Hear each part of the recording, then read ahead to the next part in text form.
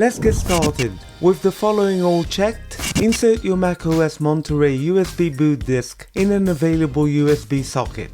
Turn on your Mac, then immediately press and hold the Option key. Release the Option key when you see your bootable volumes. Select the bootable installer and click the arrow or press Return.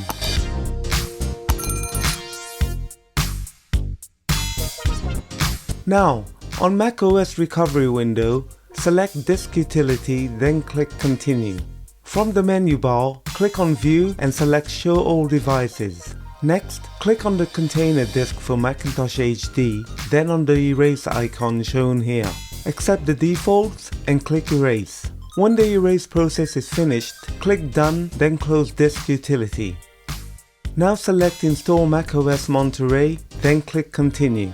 Follow the on-screen instructions, then select the Macintosh HD disk. Click Continue to begin the clean install of macOS Monterey. I'll just time-lapse it from here.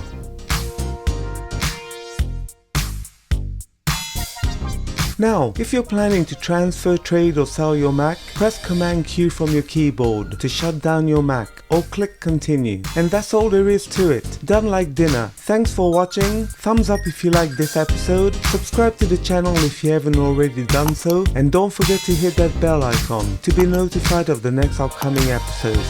Peace.